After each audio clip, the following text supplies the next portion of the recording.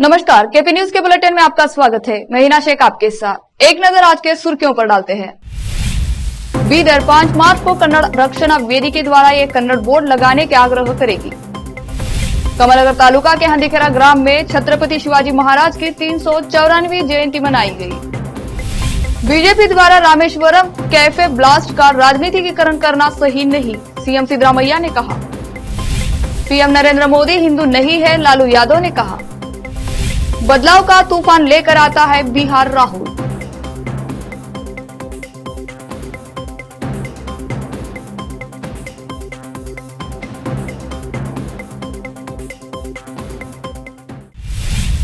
देखते हैं समाचार विस्तार से। बीदर कर्नाटक रक्षणा वेदी के द्वारा आज शहर पत्रिका भवन एक प्रेस मीट आयोजित की गई, जिसमें वेदी के बीदर जिलाध्यक्ष सोमनाथ मुदोल ने बात करते हुए कहा कि 5 मार्च को शहर के शिवनगर से कन्नड़ बोर्ड लगाने के लिए जागरूकता रैली निकाली जाएगी, जो शहर के विभिन्न क्षेत्रों का दौरा करते हुए कन्नड़ में नाम के बोर्ड लगाने के लिए जागरूक करेगी। कैमरामैन आलिम पाशा का कवरेज।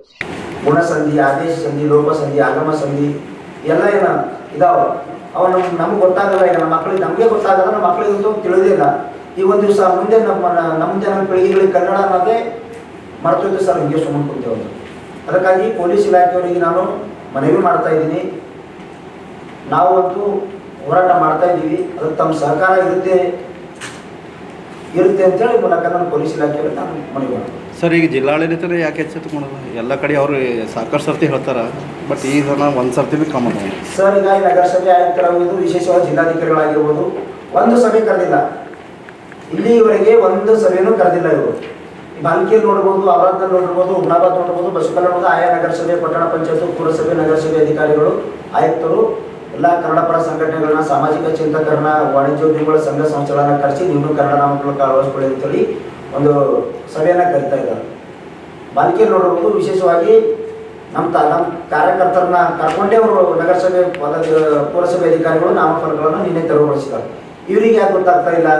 ಸಾಕಷ್ಟು ಇವರು ಮಾನ್ಯ ಜಿಲ್ಲಾಧಿಕಾರಿಗಳಿಗೆ ನಾವು ಪ್ರತಿ ಸಾರಿನೂ ಅದನ್ನೇ ಹೇಳ್ತಾ ಇದ್ದೇವೆ. ನೀವು ನೋಡ್ತಾ ಇರೋದು ನಿಮ್ಮ ಕಚೇರಿ ಮುಂದೆನೇ ಇದೆ.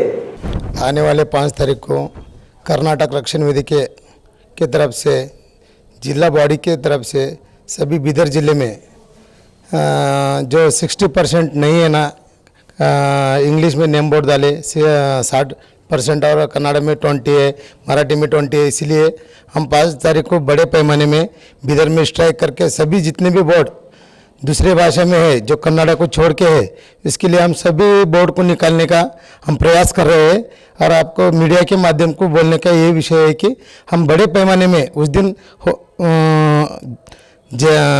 जंगे ऐलान कर रहे हैं कि बीदर ज़िले में जितने भी नेम बोर्ड है सब कुछ चेंज होना चाहिए और ये सभी बोर्ड चेंज करना चाहिए। और सरकार को हम ये करने का प्रयास कर रहे हैं कि उनको जागृत कर रहे हैं। हम 5 तारीख को हम बड़े पैमाने में स्ट्राइक करके सभी नेम प्लेट निकाल के फेंकने वाले हैं। आपके संगठन की तरफ से कितने लोग आ रहे हैं? हाँ, कर्नाटक रक्षण वेदिके की तरफ से 500-600 लोग आते हैं। शाहपुर गेट से नौबाद, चिकपेट से चिट्टा क्रॉस तक सब हमारे अलग अलग टीम होके 40-50 लोगों का एक टीम रहेगा। सभी मिलके हम स्ट्राइकर और नेम प्लेट चेंज करने वाले, सबका नहीं निकाले तो उनका नेम प्लेट फोड़ के निकाल के फेंकने वाले।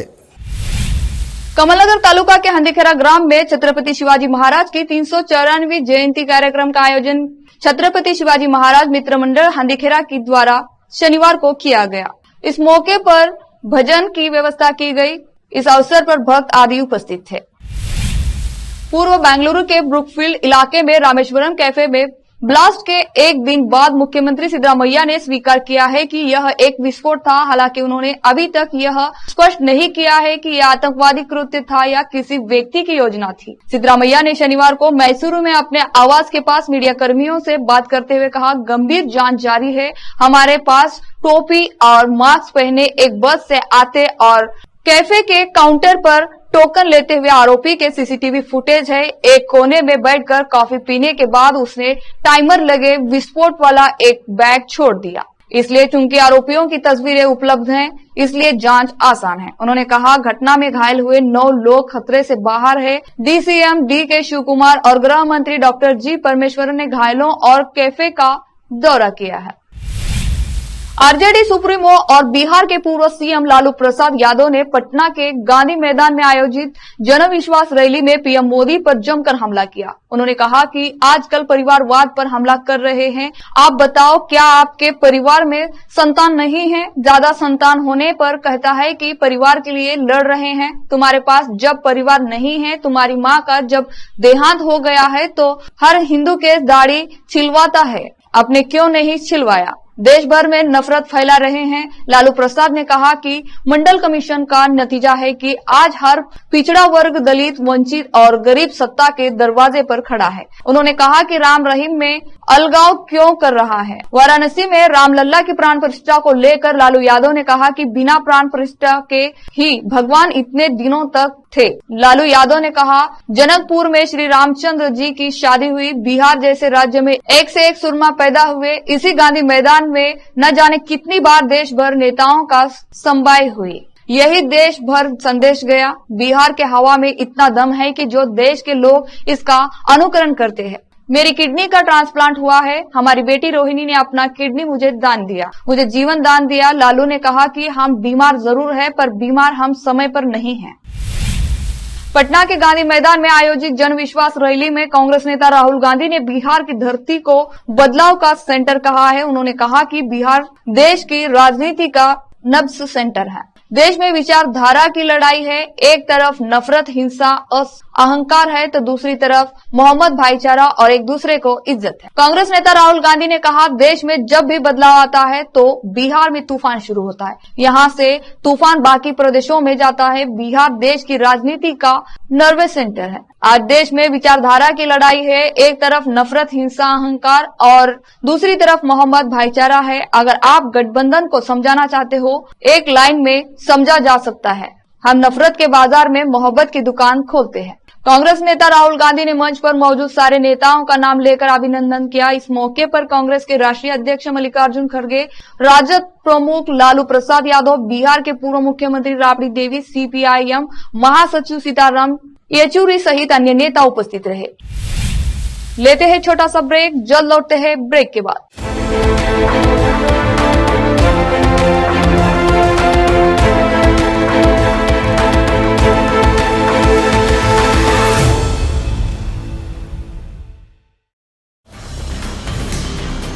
हिंदुस्तान के हर कोने में हम हैं मौजूद।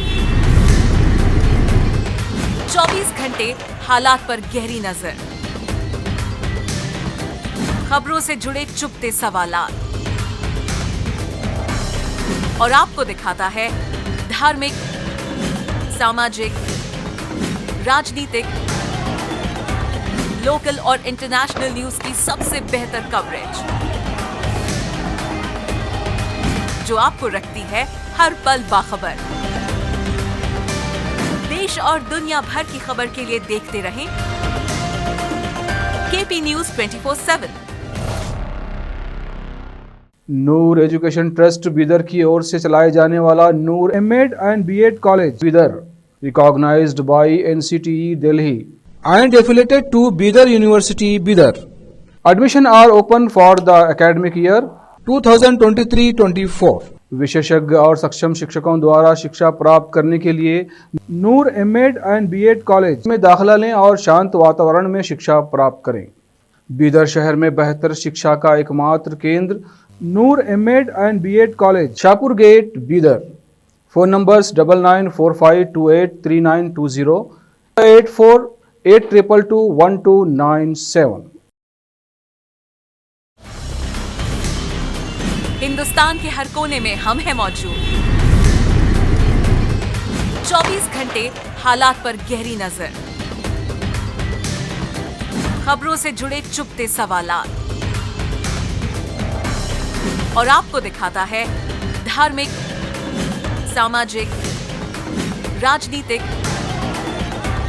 लोकल और इंटरनेशनल न्यूज की सबसे बेहतर कवरेज, जो आपको रखती है हर पल बाखबर। देश और दुनिया भर की खबर के लिए देखते रहें केपी न्यूज 24/7।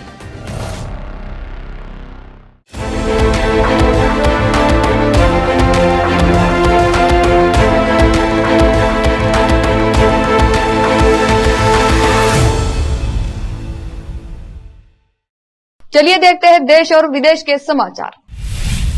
राष्ट्रीय जनता दल यानी राजद नेता तेजस्वी यादव द्वारा बिहार में जन विश्वास यात्रा निकाली जा रही है। इस रैली में कांग्रेस नेता राहुल गांधी भी शामिल होने जा रहे हैं। कांग्रेस पार्टी के नेता जयराम रमेश ने इस बाबत कहा कि वायनाड से सांसद राहुल गांधी राजद की इस मेगा रैली में पटना में शामिल होंगे। उन्होंने कहा कि भारत जोड़ो न्याय यात्रा आज ही के दिन शुरू हुआ था, जिसे अब 50 दिन होने वाले हैं। ऐसे में राहुल गांधी पटना जाएंगे और रविवार को पटना में होने वाले जन विश्वास यात्रा में शामिल होंगे। उन्होंने कहा कि राहुल गांधी 11:30 पटना के लिए रवाना हुए। इस दौरान अग्निवीरों को लेकर मोहना में एक रोड शो होना है। इसके बाद वो पटना पहुंचेंगे। उन्होंने कहा कि रविवार की दोपहर भारत जोड़ो न्याय यात्रा नहीं होगी, लेकिन जैसा तय है हम इस यात्रा को सोमवार से शिवपुरी से शुरू करेंगे। बता दें कि पटना के राबड़ी देवी के आवास के बाहर भारी संख्या में राजद समर्थक इकट्ठा हो गए हैं।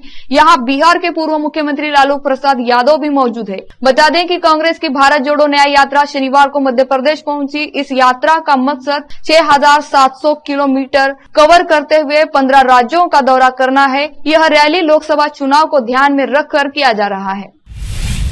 शनिवार 2 मार्च को भारतीय जनता पार्टी ने लोकसभा चुनाव के लिए उम्मीदवारों की पहली सूची जारी कर दी। इस सूची में 195 उम्मीदवारों का ऐलान किया गया है। कई मौजूदा सांसदों को एक बार फिर से मौका दिया गया है, तो कई सांसदों का टिकट कटा भी है। सबसे ज्यादा टिकट दिल्ली में कटे हैं।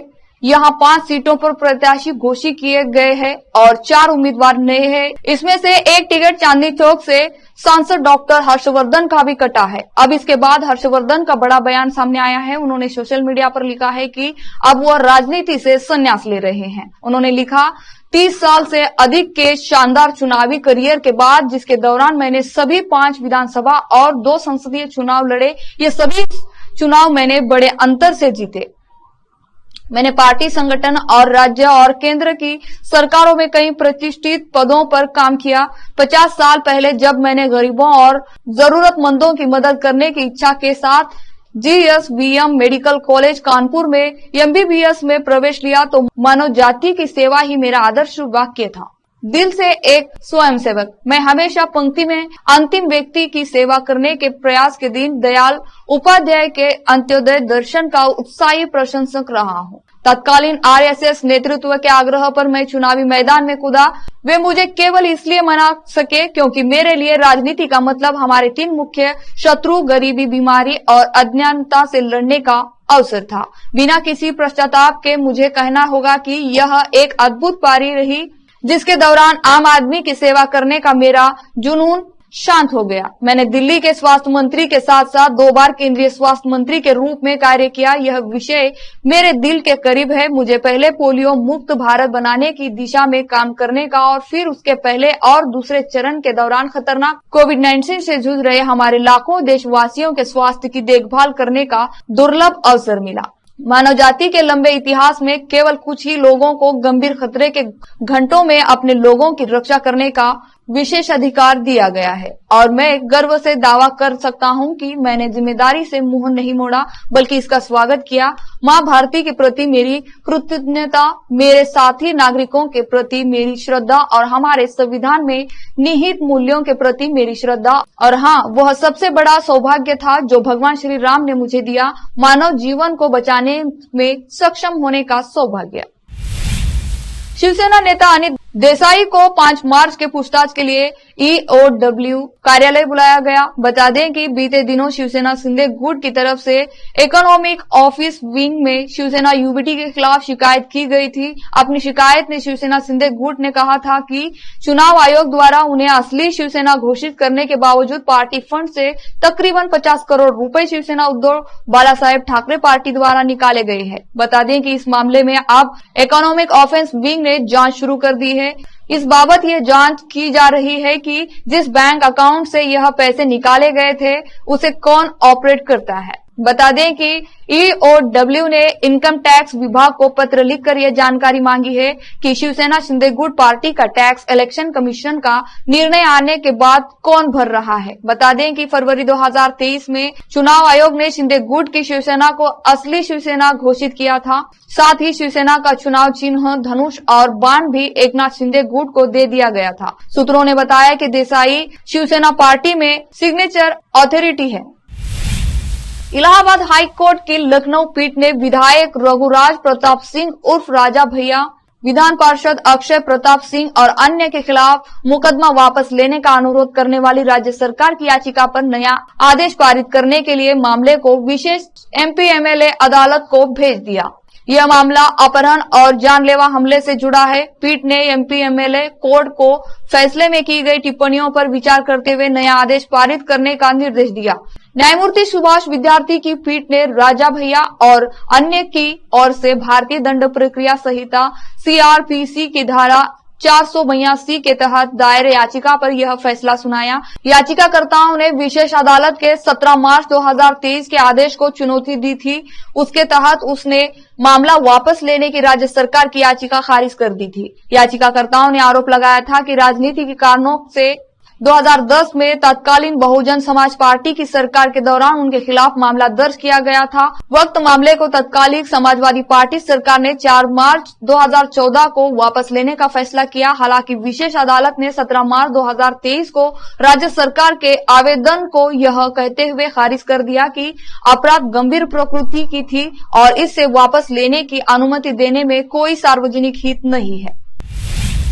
पाकिस्तान के नवनिर्वाचित संसद में पाकिस्तान मुस्लिम लीग नवाज PMLN ने और पाकिस्तान पीपुल्स पार्टी PPP ने आसानी से बहुमत हासिल कर लिया है। दोनों पार्टियों ने सर्वसम्मति से शहबाज शरीफ को प्रधानमंत्री का उम्मीदवार चुन लिया है। ऐसा दूसरी बार हुआ है जब शहबाज शरीफ को गठबंधन सरकार का नेतृत्व करने के लिए प्रधानमंत्री चुना गया है। पाकिस्तान में आम चुनाव होने से पहले उनके भाई नवाज शरीफ को प्रधानमंत्री बनाए जाने की चर्चा थी, लेकिन कहा जा रहा है कि पाकिस्तानी सेना ने नवाज के सामने ऐसी शर्त रख दी कि शहबाज को दूसरी बार प्रधानमंत्री बनने का मौका मिल गया। बता दें कि शहबाज शरीफ पूर्व प्रधानमंत्री नवाज शरीफ के छोटे भाई है। अब वह लगातार दूसरी बार पाकिस्तान के प्रधानमंत्री बन गए हैं। 72 वर्षीय शहबाज पाकिस्तान मुस्लिम लीग नवाज PMLN और पाकिस्तान पीपुल्स पार्टी PPP की ओर से सर्वसम्मति से उम्मीदवार चुने गए हैं। उन्हें 336 सदस्यीय सदन में 201 वोट हासिल हुए हैं। फिर से एक नजर सुर्खियों पर। बीदर 5 मार्च को कन्नड़ रक्षणा वेदिके द्वारा एक कन्नड़ बोर्ड लगाने के आग्रह करेगी। कमलनगर तालुका के हंदीखेरा ग्राम में छत्रपति शिवाजी महाराज की 394वीं जयंती मनाई गई। बीजेपी द्वारा रामेश्वरम कैफे ब्लास्ट का राजनीतिकीकरण करना सही नहीं, सीएम सिद्धरामैया ने कहा। पीएम नरेंद्र मोदी हिंदू नहीं है, लालू यादव ने कहा। बदलाव का तूफान लेकर आता है बिहार राहुल।